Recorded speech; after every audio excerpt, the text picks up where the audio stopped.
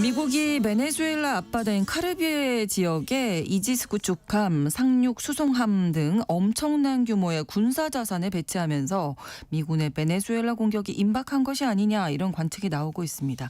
그래서 오늘 글로벌 이슈에서는 긴장이 고조되고 있는 미국 베네수엘라 관계에 대해서 알아보겠습니다. 오혜리 국제전문기자 나오셨습니다. 어서 오세요. 네, 안녕하세요. 자, 일단 구체적인 상황 어떤 일이 있었던 건지 정리해 주시죠. 네, 배치가 확정된 미국 군함들. 네. 우선 세계 최고의 전력을 자랑하는 이지스함 세 척이 이제 배치가 됐고요. 네. 또 유도 미사일 순양함 USS 레이크 이리함, 또 강습 상륙함 USS 이오지마, 연안 전투함 USS 미니애폴리스 세인트폴 등이 꼽힙니다.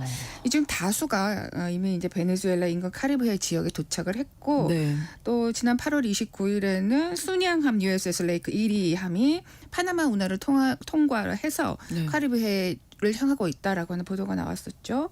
그밖에 핵 추진 고속 공격 잠수함 포트 뉴스호가 배치됐고, 또 뭐 P8 포세이돈 초계기가 여러 대, 또 해군 및 해병대원 4,500명 이상이 투입된다라고 하는 언론 보도도 있었습니다. 어마어마한 병력이 배치되고 네. 있는 건데 이런 적이 있었나요? 매우 이전에? 이례적인 상황이긴 그렇죠. 하죠. 네. 라틴 아메리카에서 미국이 대규모로 군사 행동을 한 게 앞서 말씀하신 1989년 파나마 침공 때였습니다. 그러니까 36년 만에 이렇게 이례적으로 많은 군사 자산이 카리브해 지역에 이제 배치가 되고 있는 거죠. 네. 당시에 미국 정부, 그때는 아버지 부시라고 불리는 네. 예, 조지 H.W. 부시 대통령 정부 시절이었습니다.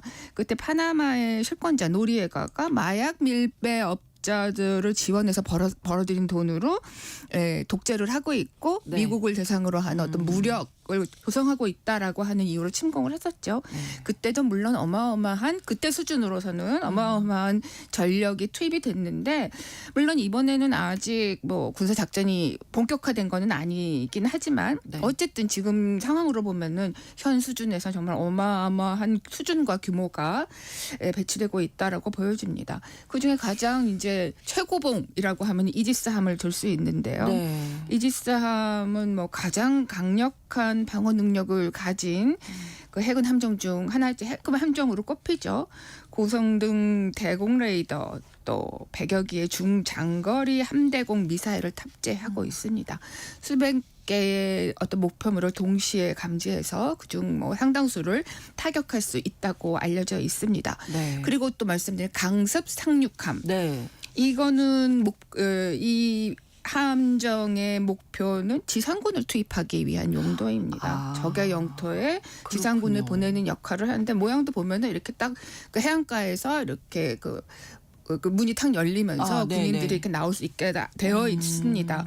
그리고 여기에 헬리콥터가 한 20여 대가 이제 여기에 이제 포함이 되어 있는데, 그래서 네. 최대 1,800명 정도의 해병대원을 해상에 투입시킬 수 있는 능력을 갖추고 있다고 합니다. 말씀만 듣고 있으면 베네수엘라에 지금 무슨 일이 일어나고 있나 뭐 이런 생각이 들 정도인데, 네. 트럼프 대통령이 이렇게 베네수엘라 해역에 병력을 배치하는 이유는 어떤 걸까요? 지금 가장 뭐 많이 지적하고 있는 거는 베네수엘라 마약 범죄 조직이 미국에 이미 침략을 했고 약탈적인 침입을 벌이고 있기 때문이다라고 주장을 하죠. 네. 뭐 이 프로그램에서도 여러 차례 언급이 됐었던 문제인데, 지난 3월부터 트럼프 대통령이 뭐 베네수엘라를 포함해서 중남미 출신 이민자들, 불법 이민자도 있고 합법 이민자도 있는데, 이 사람들이 그 베네수엘라의 마약 조직 또는 갱단 조직의 일원이다라고 하면서 이제 무제한적으로 지금 추방을 하고 있잖아요. 네. 근데 그 중에 합법적이고 미국 시민이고 미국인 여성과 결혼해서 뭐 이렇게 여기도 세금을 내면서 일하고 있는 사람도 포함이 되고 있어서 그래서 네. 문제가 된 적이 있죠. 그렇죠. 최근에는 이 마두로 대통령, 그런데 베네수엘라의 마두로 대통령이 세계 최대 마약 밀매업자 중 한 명이다.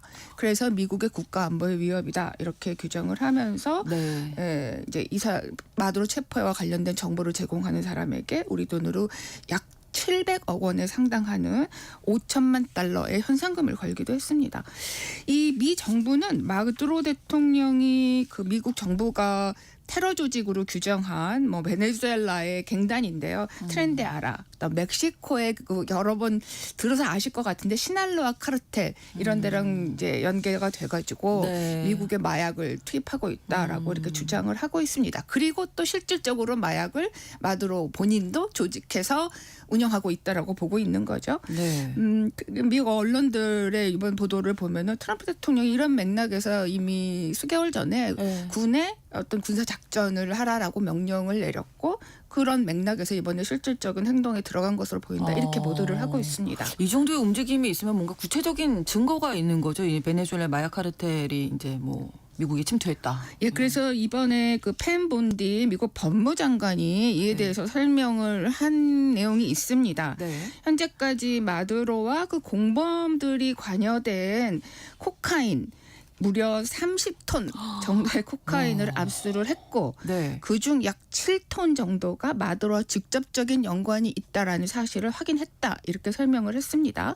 그리고 이 압수된 마약 중에는 미국인들의 목숨, 수많은 미국인들의 목숨을 앗아간 펜타닐도 마약성 진통제 펜타닐도 섞여 있다 이렇게 얘기를 했습니다. 네. 그러니까 미국 정부 그리고 또 뭐 일부 마약 전문가들은 한때는 중남미에서 콜롬비아가 마약에 아주 유명했죠. 집중적인 네. 예, 중심지로 꼽혔는데 네. 그 콜롬비아에서 많이 이제 마약이 줄어들게 되고 뭐 강력하게 단속도 하기도 해서 이 콜롬비아에서 생산되거나 유통됐던 그 마약들이 베네수엘라로 옮겨와서 그 베네수엘라를 통해서 미국으로 투입되고 있다 이렇게 보고 있습니다. 네. 근데 트럼프는 일기 행정부 말이었던 2020년에 네. 이 마두로 대통령이 그 마약 카르텔 중에 하나의 태양의 카르텔을 실질적으로 운영하고 있고 마약왕이다 이렇게 해서 기소를 한 사실이 있습니다. 네. 현재도 그 기소 사실이 있기 때문에 뭐 만약에 마두로를 체포해서 미국으로 데려온다 그러면 그 기소 사실에 의해서 법정에 세울 수는 있겠죠. 그런데 지난 7월에도 같은 주장을 했고요. 네. 그런데 그러면은 이 태양의 카르텔이 도대체 어떤 조직이고 과연 진짜 마두로가 맞느냐 이거를 그러니까요. 운영하는 게 네. 네. 근데 의견은 좀 엇갈리고 있는 것 같아요. 예를 들면 위키피디아를 이렇게 찾아보면은 태양의 카르텔 이렇게 하면은 이 리더 그러면 마두로를 포함해서 3명이 이제 그 리더다 이렇게 나와 있는데 네. 위키피디아에도 이 내용 콘텐츠에는 일부 가짜 뉴스와 가짜 팩트가 포함될 수 있다라고 하는 그 경고 문구가 딱 붙여져 있더라고요. 그렇군요. 네, 미국 또 뭐 아르헨티나, 파라과이 이런 국가의 정부들은 트럼프가 주장하는 대로 네. 이 조직을 마두로가 운영하고 있다 이렇게 보고 있는데 반면에 이제 베네수엘라 정부, 콜롬비아 정부 관계자들은 실체가 없다라고 주장도 많이 합니다. 자, 그렇군요. 그러면 미국이 지금 어떤 이런 군사적인 움직임을 보여주고 있는데 네. 어느 수준까지 갈까요? 뭐 진짜 파나마 그때처럼 네. 베네수엘라를 뭐 침략할 수도 있는. 여기에 연습할 대해서도 이제 전문가들의 어떤 전망 분석은 네. 좀 다 다른 것 같습니다. 아. 근데 현재 상황에서는 대다수 전문가들은 트럼프가 무력 사용보다는 위협 수준에 머물 것이다라고 보는 것 같아요. 특히 이제 트럼프가 평상시에도 나는 전쟁을 싫어한다 이렇게 얘기를 하면서 뭐 이제 여러 위협을 가하면서 자신이 원하는 것을 그렇죠. 얻어내려고 하는 쪽을 선호하잖아요. 네. 그래서 이번에도 그렇게 되지 않겠느냐라고 보는 의견들이 다수인 듯합니다. 네. 그런데 이 영국의 파이낸셜 타임스가 9월 1일자로 보도한 내용 중에는 네. 이번 해군 작전에 관여된 사람 소식통이다라고 하면서 이 목표에 이번 지금 미군과 미 정부가 추진하고 있는 이 작전의 목표는 마두로의 체포와 또 그의 제거라고 하는 부분에서 100% 나는 확신한다 이렇게 얘기를 했습니다.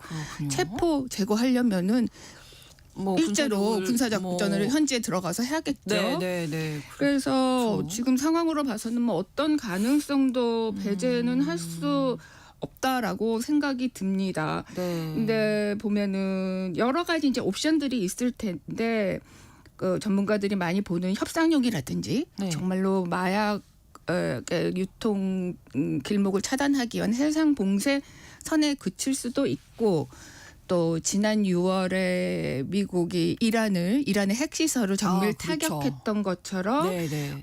군함이라든지 뭐 핵 추진 잠수함에서 토마호크 크루즈 미사일을 쏴서 네. 베네수엘라 군사시설이라든지 또 마약 생산 기지로 알려져 있는 지점을 타격할 수도 있다라고 하는 그런 옵션도 거론이 되고 있습니다. 네. 그리고 물론 이제 파나마 침공 때처럼 병력을 직접 투입해서 마두로를 체포할 수도 있겠죠. 근데 이 중에 어떤 것을 택하려는지는 뭐 지금으로서는 알 수 예단하기는 없죠. 쉽지는 네. 않은데 이제 이 트럼프의 목표가 무엇이냐가 가장 중요한 것 같아요. 그렇죠. 진짜 마두로의 제거이냐 네네. 아니면은 뭐 다른 목표냐라고 네. 하는 것들에 대해서 아니면 진짜 마약이냐라고 하는 거에 대해서에 따라서 그 어떤 택할 군사 옵션들은 조금씩 달라지지 않을까 하는 네. 생각이 듭니다. 사실 군사력 비교해 보면 뭐 차이가 엄청나죠. 베네수엘라, 그렇죠. 미국. 베네수엘라 어떻게 반응하고 있나요? 베네수엘라는 뭐 좀 군함을 전진 배치하겠다. 그리고 450만 명의 예비군을 동원한다. 이렇게 해서 이제 일단은 강하게 대응을 하고 있죠. 네. 오늘 아침 뉴스를 보니까 구테레스 유엔 사무총장한테 중재를 해달라라고 그렇게 얘기를 하기도 했더라고요. 네. 이 베네수엘라의 군사력 뭐 특히 정규군이 약 지금 11만 명에다가 예비군이 450만 명이다 이렇게 얘기가 나오고 있는데 이건 좀 많이 과장된 것으로 보여집니다. 그래서 베네수엘라와 미국의 군사력은 뭐 비교 자체가 어려울 그렇죠. 정도로 큰 차이가 있는 건 사실입니다. 네. 다만 이제 공군력은 중남미 국가 중에서 브라질 다음으로 좀 강하다라고 하는 지적도 있습니다. 뭐 러시아제 수호의 그 전투기들 최신 전투기들을 보유하고 있기는 한데 그게 그렇다고 해서 많은 숫자는 아니고 약 40여 기 정도가 되는 걸로 알려져 있고요. 네. 물론 공중급유기 같은 것도 있다고 하는데 그 외에 무슨 뭐 함정이라든지 또는 뭐 여러 무기 수준들은 뭐 비교하기가 어렵고요. 그렇군요. 자, 그러면 트럼프 대통령이 진짜 목적을 알아야 할 텐데 뭐 마약 근절이 아니라 베네수엘라 원유 장악에 있다. 뭐 이런 얘기가 또 지금 나오고 있어요. 뭐 아시다시피 베네수엘라가 세계에서 원유 매장량이 1위 국가이다 보니까 네. 당연히 그렇습니다. 이미 트럼프가 다른 나라의 자원을 노려서 뭐 그 나라를 사겠다는 둥 이렇게 얘기한 적이 많죠. 네. 근데 베네수엘라는 뭐 이미 너무 유명합니다. 그러니까 엄청난 원유를 가지고 있는 국가로 뭐 이미 정평이 나 있습니다. 네. 그리고 실질적으로 트럼프가 1기 행정부 때 또 베네수엘라에 대한 군사적 개입 의도를 나타낸 적이 여러 번 있습니다. 2019년에 네. 그러니까 베네수엘라에서 아주 반정부 시기가 심각했습니다. 마두로 정권이 계속 이제 부정부패로 정권을 이어나가고 있었기 때문에 혼란이 극심했을 때 네. 후안 과이도라고 해서 그때 상원 의장이었는데 네. 이 사람을 중심으로 한 반마두로 군부 인사들이 쿠데타를 일으키려고 한 적이 있었습니다. 네. 그 막후 지원을 당시 1기 트럼프 행정부가 했다라고 하는 설이 있습니다. 네. 과이도는 현재 미국으로 망명했고요. 또 2020년에는 그 트럼프가 퇴임하기 전이었으니까 네. 그때 트럼프라고 직접 만나가지고 뭐 이렇게 사진도 찍고 그런 적이 있습니다. 현재도 아마 과이도와 트럼프가 뭐 마크에서 그런 교감을 할 가능성이 충분히 있겠죠. 네. 그리고 트럼프는 2023년 그러니까 대선전이 본격화되기 좀 전에 네. 그 연설에서 자신이 1기 행정부가 마무리되던 그 시절에 베네수엘라는 이미 거의 붕괴 직전이었다. 그때 만약에 우리가 베네수엘라를 장악했다면 베네수엘라가 갖고 있는 모든 석유 자원들은 우리 차지가 됐었을 것이고 미국 국민 곳곳이 베네수엘라의 석유를 쓸 수 있었을 것이다. 이렇게 말한 적이 있습니다. 아, 그렇군요. 그리고 예. 그래서 당시 베네수엘라의 마두로 정부가 음. 트럼프가 이거 봐라. 트럼프가 진짜 노리는 거는 석유다라고 하는 거를 고백했다. 아, 네네. 이보다 더 명확한 증거는 없다. 이런 반응을 보인 적이 있습니다. 네. 그리고 2019년 4월로 이제 다시 되돌아가서 보면은 그때 미국의 사설 보안 회사, 용병 회사라고 하죠. 이 용병 회사 중에 실버코프 USA라고 하는 회사가 있는데 네. 여기에 소속 투입된 용병들이 베네수엘라에 직접 침투해가지고 네. 정부를 전복시키려고 하는 작전을 벌인 적이 있었는데 결과적으로 실패를 했습니다. 그 상황이 뭐 AP 통신이라든지 여러 외신을 통해서 보도가 됐는데 처음부터 이 작전을 위해서 당시 트럼프 행정부 고위층과 접촉을 했었다라고 하는 정황이 드러난 적도 있어요. 양이 그렇게 많은가요? 베네수엘라에? 예, 원유가? 3천억 배럴 이상이 어. 지금 묻혀져 있다라고 합니다. 네. 사우디아라비아가 가지고 있는 원유 매장량이 2,900억 배럴 정도로 추정이 되고 있으니까 더 많네요, 더 베네수엘라가. 많습니다. 네. 전 세계 원유 매장량의 17.7%를 가지고 있다라고 하니까 정말 어마어마한 양이죠. 그래서 한때 베네수엘라가 막 원유 위에 떠 있는 나라다. 또 그렇군요. 물보다 휘발유 가격이 더 싼 국가로 불렸습니다. 그런데 지금은 뭐 오랜 정치적 경제적 혼란 이런 것도 없고 미국도 국제사회의 오랜 제재 때문에 네. 이제 돈이 너무 없어서 뭐 대규모 개발을 잘 못하는 거죠. 정전을 네. 뭐 빈번하잖아요. 맞아요. 국민들도 네. 너무 빈곤에 시달리고 있고요. 전형적인 자원의 저주에 처한 그러네요. 국가라고 할 수 있죠. 자, 그래서 이번 사태에 러시아나 중국이 뭐 지원을 한다든지 개입할 네. 가능성까지 또 좀 생각해봐야 되는 건 아닌가. 예, 워낙 러시아와 중국과 베네수엘라 지금 마두로 정권 차베스 때부터 이어져 그렇죠. 온 이 베네수엘라의 정부와의 관계가 아주 돈독합니다. 네. 그 러시아를 먼저 살펴보면은 러시아에게 베네수엘라는 라틴 아메리카 지역에서 가장 중요한 무역 파트너 국가이고 또 군사 파트너 국가이기도 합니다. 대다수의 무기는 러시아제를 가지고 있습니다. 베네수엘라가. 네. 하지만 뭐 아시다시피 푸틴은 지금 우크라이나 전쟁 때문에 정신이 없잖아요. 그렇죠. 얼마 전에 트럼프하고도 만났다시피 가능하면 이제 트럼프의 관계를 좀 부드럽게 가져가서 본인이 원하는 걸 지금 얻어내기 위해서도 지금 시간이 모자라는 상황이기 때문에 베네수엘라까지. 베네수엘라까지 어렵지 않나 봅니다. 네. 중국과의 관계는 2023년부터 이 두 나라가 전천후 전략 동반자 관계를 맺고 있습니다. 네. 이거는 이제 정말 이 중국이 뭐 베네수엘라, 헝가리, 벨라루스 등 아주 극소수 국가들하고만 맺은 아주 최고 수준의 외교 관계인데 네. 대부분은 이제 경제적으로 아주 밀접한 관계를 이어가겠다라고 하는 의지 때문에 맺고 있는 거고 네. 또 뭐 많은 채권을 갖고 있기도 합니다. 베네수엘라에. 그럼에도 불구하고 현 상태에서는 직접적인 개입까지는 좀 쉽지는 않을 것으로 보이고 만약 그런 사태가 되거나 아니면 그 직전까지 상태가 될 때 중국이 워낙 베네수엘라하고 가까우니까 그렇죠. 적극적인 협상 중재국 아. 역할은 할 수 있지 않을까라고 생각이 듭니다. 그렇군요.